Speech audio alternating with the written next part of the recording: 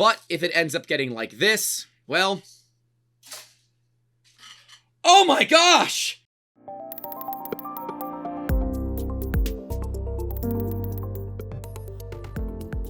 Let's start off with one that makes me uncomfortable at best and makes me want to call the fire department at worst. This individual has a bit of a size problem, gentlemen. And instead of utilizing the ring terminals supplied by Prusa, this is at least a Mark III from what we can see, they decided to hard solder the wires. Now, in the process of hard soldering these wires, they definitely overheated the positive and potentially overheated the negative. Technically, you can solder them, but for the purposes of actually being able to work on your printer, ring terminals work best. Now, I do like that they did print something to deal with that cable strain. However, there are better ways to do this. You can utilize 90-degree angle ring terminals, and while these are a little bit expensive, this still allows you to maintain the stock appearance and function of your Prusa printer. This, to me, is a much safer way to handle this, and Grubby, who's a good friend of mine, made sure to make an awesome model, provide a DigiKey link as well, but he didn't upload it to Prusa printers. That is also a fail. 1, because Prusa printers. 2, because Prusa printers. And 3, because marketing. Duh. Come on. But yeah, I'm worried about cold solder joints with this. It could be a little bit dangerous. There's a lot of commenters here that seem to agree with me, but you know what? That's my opinion. You're welcome to your own. I'm a teacher, and we are trying to set this up. Please help. Before I get into this, I want to put something out there. If you are a teacher and you are looking to get a 3D printer, please, please, please, please, please contact us. I will give you at least an hour of my time absolutely free. I want to help you get to where you need to be to properly operate a 3D printer and make an informed buying decision. We don't sell 3D printers here, but teachers should not have to suffer. And this teacher, they're having a bad day. Let's take a watch. So I need help leveling this. This is brand new. We don't know how to use this. And every time we go to level it... There's your first problem. It's brand new. We don't know how to use it. We are still working on the Making Awesome Academy. I know I've talked about it before. I'm going to keep talking about it so I can keep myself honest. But the Making Awesome Academy is coming, and we will have an educator area that is totally free. You just must be able to prove it, and I will verify. Where you can learn how to operate a 3D printer safely and effectively in a classroom environment, because that's important to me. Let's take a look and see what else is going on, though. It presses way too hard. If you watch, it settles and then it's bam. That nozzle just slammed into the build plate. Now, the video goes on to explain that the screws are tightened as much as they can. They end up manually raising the Z to get it to where the piece of paper works properly, but what they're not doing is setting their Z offset every single time. They could just set a manual Z offset and do that, but I believe the right move here is to actually move the Z end stop switch. Now, this is an artillery Sidewinder X1 from what I can tell. Also, be aware those printers do and potentially did, I don't know if it's been fixed, have a pretty bad fire risk. Tom Sadlander covered it. We'll cart to his video right there so you can take a look at it. But you can move these Z end stops. You can move it up a little bit and then unscrew your springs and level the bed the way it should be. But I believe in an education environment, you should not have printers with manually leveled beds. Get a printer with an auto bed leveling bed, like a Prusa. I know, I say it a lot. Again, we don't sell them. I wish we could. Because, gosh, that'd be a pretty decent business model. Just like this segue to our sponsor, 3D Musketeers. If you want to get your idea out of your head and into your hands with full art-to-part rapid prototyping and product development, basically, you want to make some cool shit, you can reach out to us at 3D Musketeers. And if you want to support us directly, you can support us via Patreon as well. Patreon.com/3D Musketeers, with tiers starting as low as $1. Who doesn't have $1 to spend? And that can help us go to making better videos, better content, better editing every day of the week. And if you want to get a job in this industry, we at 3D Musketeers are hiring. Yeah, I know, we're hiring. Now, we can't pay great because we're a small business, but it beats working for Walmart. Trust me. We have an awesome team. We all communicate via Discord. We have a beautiful community, of course, that supports us as well. And we are looking for CAD engineers, CAD designers. Call yourself whatever you want.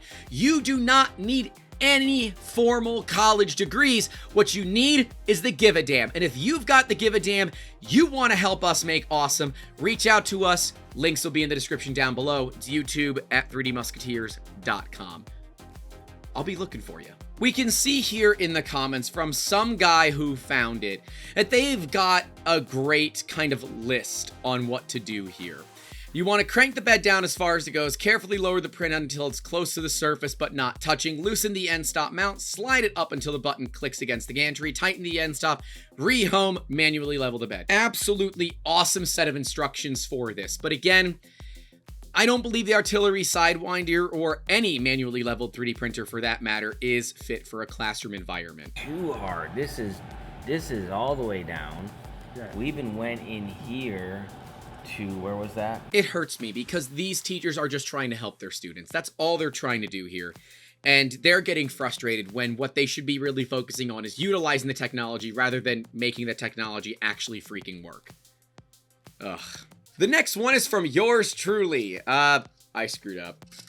I had very little left on this spool, and I'm like, oh, all right, let's, take it off, put it onto a different spool. And, yep, drop the spool. And so what happened here? The filament is it's apparently also wet, and that's what causes PLA to break. Well, that problem just solved itself. But it has turned itself into a rat's nest, and that means it's going to be very difficult. And you can see there are even some wraps right here. It'll be very, very difficult to print this. Now that it's been broken into a few individual pieces like this, that might make life a little bit easier. But realistically, if this happens to your spool, and this is I have not used Amazon Basics filament in a very, very long time. So yeah, this spool's been here for a while, but effectively this coil, unless you take all the time to stretch it out and then rewind it, is trash. Thankfully this is raw filament and this is easily recyclable because it has not been 3D printed yet. I know a lot of you look for places to recycle your failures. Check with your local recycling centers to see if that is something that they offer. Some do, some don't. Bit of a bummer, still some left on the spool. I am going to make sure this doesn't happen again by not letting it go like that. Another failure. Look at that, one happening live on camera. When you let your filament go like that, chances are you're going to get a filament wrap. I'm going to say this once and only once because I hate that people think this. It is physically impossible for your spool to come with a filament wrap from the manufacturer, assuming that it is all automated. Okay, filament wraps only occur when you are trying to wind your filament and you accidentally let it go and it ends up falling underneath another piece of filament. If the factory is also tying up the filament here automatically, chances are it's not going to get knotted. Remember, this is a single homogeneous line of material. It effectively has to be done by human error. So if the human error involves the worker or the person taping up the filament to the side or putting it through the spool, that is possible. But chances are you accidentally let go of your spool, you forgot about the fact that you let go of it, you started using it again, and you got a bit of a filament knot. It happens. If you catch it early enough in the print, it is very, very easy to fix. Pause the print, cut the filament, undo the wind, change out your filament, Bob's your auntie, you're done. But if it ends up getting like this, well, oh my gosh! What? Where should I start with diagnosing these lines? Is it under extrusion? It's an Ender 3 with TPU. TPU is like, well, pushing a rope. As you can see, I can completely tie a knot in this, and the filament doesn't break. TPU is incredibly strong, but it is also difficult because, well, it's a rope, and there's something difficult when it comes to Bowden printers. Pushing ropes is hard enough as it is. Pushing ropes when your extruder is not directly connected to your hot end via a very small distance is even more complicated. What can be happening here is that the Bowden tube itself has too much tolerance and they're not extruding when they should be. We can definitely see that there are some extrusion issues, but there are a lot of things that could potentially go wrong here when you're dealing with a TPU 3D print. I would look at raising the temperatures as well. We run PLA at about 210. TPU, we run at about like 235, 240, because that extra heat deals with the back pressure needed to push TPU out. TPU is notoriously stringy, notoriously difficult to 3D print. Now, I like that son of a joke explainer is actually, from what I can tell, giving pretty decent advice here. But TPU is a very tough material to lock in, if that makes sense. It is very difficult to lock in. Golf cart skeleton key, don't get discouraged. Try playing with temperatures. I print TPU quite hot. PLA's around like 210. TPU, like 235. I find that it flows better and you get less of the viscosity issues. But check your Bowden tube, check your extruder as well. Dual drive, like the Prusa Mark III's or anything with a Bondtech style extruder, where it is pushing from both sides or pulling from both sides in this case, rather than having an idler plus a gear, will generally print TPU better. So be aware of that as well. Elegoo Mars 2, grinding noise after 2 hours of leveling. The Z-stop, ? Light doesn't seem to be on. I followed Elegoo's steps and form advice. Any help would be greatly appreciated. Details in comments below. Let's watch the video first.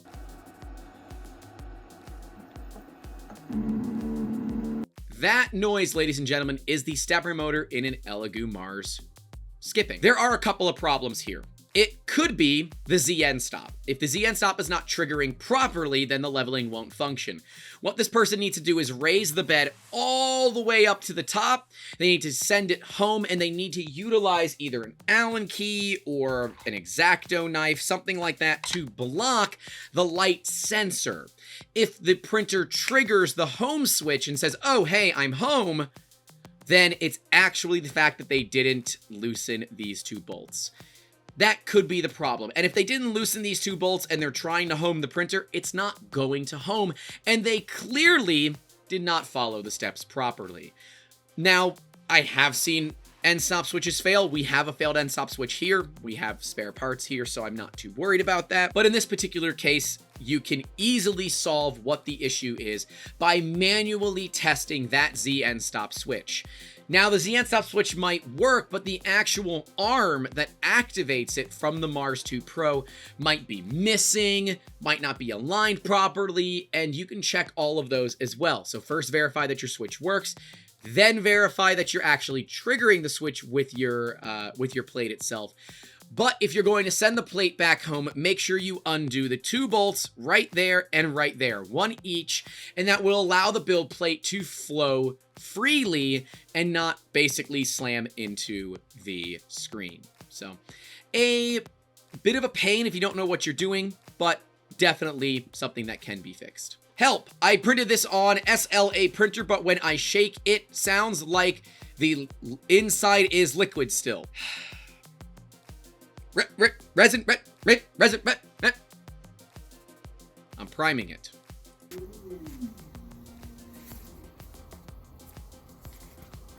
Resin is toxic. Why are you doing this? Don't do that. Stop. Hammer time. Or collaborate and listen, whichever one you prefer. This is from a model that is hollow, but is not built with drain holes. This individual either bought a model And I believe this is a model from a Patreon. Lord Print. I believe Lord Print is a Patreon, and they likely are using some form of model. Whether they hollowed it or it was pre-hollowed and pre-supported, does not matter.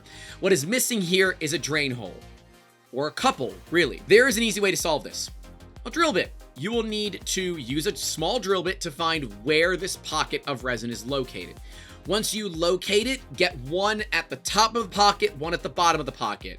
Make the one at the bottom of the pocket as large as you can possibly deal with. The larger the better, it will help the resin actually drain out. Now, unfortunately, you're going to have to filter this resin because there is going to be solid resin chunks in it from the drill bit itself, but that will help you go ahead and clean out that excess resin. You will then need to go back, rewash and re-cure your part, and of course make sure that you cure the inside of your part so there is no excess resin stuck in there. This is a big problem. If they actually went to cure this, chances are it might actually pop or break and spew liquid toxic resin all over the place. And I know what you'll say, you can just wash it off. You can. But you should cure it before you do that, because remember, resin is toxic, and it is toxic to your waterways as well. I don't care if it says it's water washable. Do not wash it in the sink. Be careful, guys. This is a very dangerous problem to have if you don't know what you're doing. Please, please, please be careful. Upgrade your extruder arm, they said. It'll be fun, they said. Reality printers, the bane of my existence. Now, we did review the Ender 3 V2 as well as a CR10 V3 clone. We'll card to those videos up there. And I did like them for their price point. I don't like them because the prices have been cut in areas where you really don't want to see them cut. A stock Creality extruder is made of plastic, and they are notorious for breaking. This is an upgraded one made of metal, and apparently it is notorious for tolerance issues. Let's look at this picture a little bit closer. We can see a bunch of filament shavings, and my thought here is two different things. We've got the extruder gear, which is picking up some of the filament, so it might be from retractions and it's just kind of falling out. Or there might be some manufacturing tolerances inside of this that is causing the filament to kind of shave as it goes through. A commenter had a very good idea, which is not one that I would have thought of. They said widen the hole to 4mm and insert a tube, or chamfer the hole. That's a great idea. To widen the hole to 4mm, use a piece of Bowden tube. Another commenter recommended to leave the Bowden tube a little bit long so your filament is not riding up against your lead screw, which will cause it to pick up oil. Now, back in the day before well-made hot ends, we used to oil our hot ends so that they would work. You don't need to do that anymore. That's antiquated technology. I only learned that relatively recently, but when you're used to doing something some way for a long time, it is tough to change. Pretty simple fix there. It is a bummer. If this is within the return period, I would return it and get myself another one.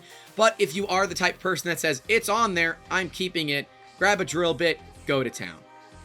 Kindly. Remember, failure is always an option. Here on 3D Musketeers, we might make fun of you a little bit, but we do want to help you make sure that your failures happen less often. And if you want to get your failures in the next Print Fail Friday, make sure that you tag us on Twitter, tag us on Instagram, email us your pictures, and use the hashtag PrintFail or PrintFailFriday. I'm open to using either at this point. Remember that there are quite a few failures that did not make it into the YouTube video, so if you want to see all of them, make sure you go support us over at Patreon. The $5 tier and up get extended cut and uncensored videos.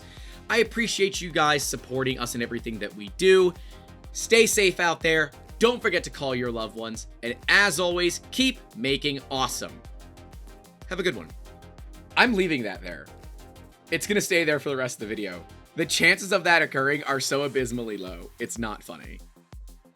Thanks for watching episode 3 of Print Fail Friday, and an especially big thanks to our patrons who are listed right next to me. If you want to get your name on the credits of our videos, make sure you join our Patreon at the $5 tier or higher. Right below me is going to be the entire series playlist on Print Fail Friday, so if you want to go look at other people's fails, maybe learn a thing or two, go head over there and check it out. And right next to it will be a hand-picked video especially made just for you. I will see you guys down in those comments. I hope there are some lovely ones. Take care.